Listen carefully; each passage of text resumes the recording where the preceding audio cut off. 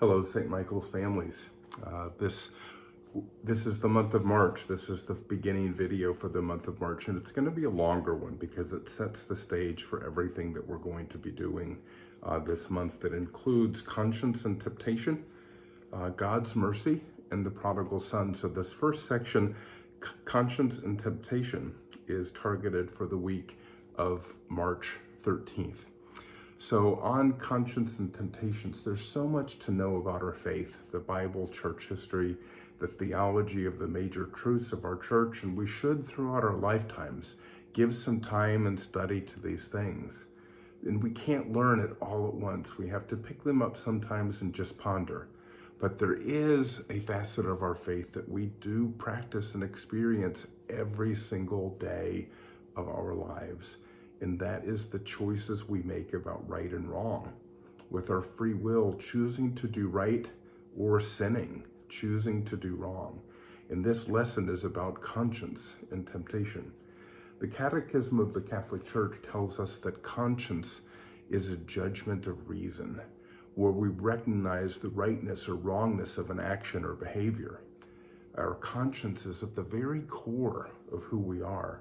Our conscience is a God-given messenger to nudge us to do the right thing, and our conscience speaks to us, even when we're trying to shut out what we're hearing, and even when we can't hear, when no other sense or the feeling, taste, smell, sight, when no other sense is working, our conscience is still working. If we see something that we want and it's not ours, we might be tempted to take it anyway. That's stealing. This is what temptation is, something that we want to have that's not good for us. Then we hear a voice from our very soul saying, don't take it. You know it's wrong. You don't need that. It's bad for you. That part of our faith that we wrestle with every day is our conscience, and we need to listen to our conscience. It's important to know that we need to form our conscience too, and to get better and better in listening to it. In this lesson, there's a baking activity. There's kind of a secret element of it that I'm not going to give away, but I would encourage all the families to do this. It's kind of neat. It's a great object lesson, and just because it looks good doesn't mean it always is good.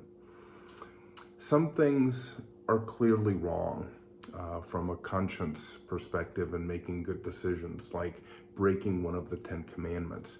But there are other things that are wrong, but sometimes it's the situation that makes it wrong, or even it might even be okay at other times. The lesson gives a very practical test for right and wrong. The first one is it cannot be something that is always wrong. So it's always wrong to murder. It's always wrong to steal. Think 10 commandments. The second is we have to do it for a good reason. And the third test is that it has to be the right time and place to do it. And there's a really neat part of this lesson that gives scenarios that brings all of those things into contrast and makes it learnable, at a kid level. So I would really, really encourage you to share with your kids that 3-prong test about right and wrong, and then cover those scenarios with them. It's important to help them to know that conscience is a gift from God. It's not a burden for us to get through life. It helps us recognize right and wrong, and we have to follow our conscience. In fact, it is a sin not to follow our conscience. But that means it's also very, very important that our consciences are well formed, well taught in the right way, so that we don't take in bad information and unwittingly do immoral things. And conscience isn't just a feeling. We have to think our way through those times when sorting out right and wrong. Sometimes our feelings can get us into trouble.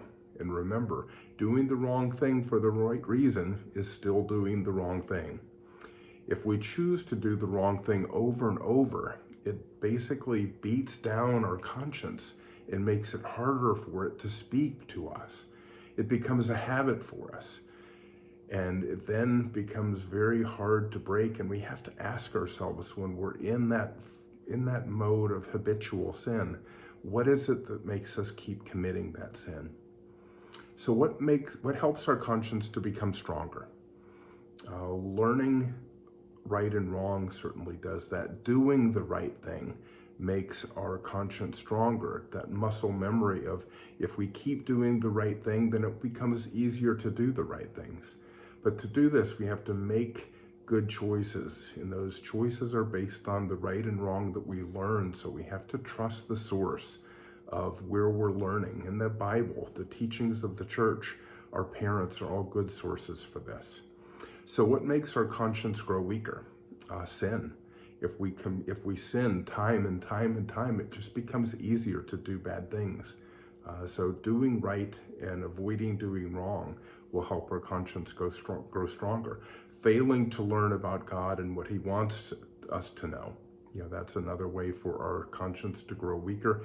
And the third one is bad influences. So bad TV or movies, books, music, the things that we look at online, whatever we put into our mind, whatever we take in through our eyes and ears, it becomes part of us. We can't unsee things. We can't unhear things. So if we put these harmful things into our minds and hearts and souls, they stay there and they have an impact. So it's important to push those influences out. The session ends with some situational ethics, different scenarios. So parents, be on your toes here. Your conscience can't make bad things good, but it can make good things bad. So even if you're doing the right thing, but you're doing it in a hurtful way, or you're doing it at the wrong times, it can be problematic. But if you, an example there, so if you read to your little sister, it's a very good thing. But if you read to your little sister when you're supposed to be cleaning your room, then that can be doing wrong because it's disobedient and disrespectful to your parents. And lastly, for our older saints, it talks about the occasion of sin, or the near occasion of sin. This is very, very important for teens and preteens. In the act of contrition, we pledge to do better, to amend our lives, to make improvements. And that means avoiding sin and avoiding those situations that lead us to sin. So if we have a friend that's always dragging us down and putting bad thoughts or leading us to sinful situations, then maybe we have to question whether they're a friend. It could be TV shows, it could be something online, but anything that leads us to a sinful opportunity is something that it becomes our responsibility to avoid. So this is very important. Parents, you recognize that this is how evil comes into our lives. So I would ask you to dwell on this a little bit and spend some extra time with your young souls there. Thank you, and God bless.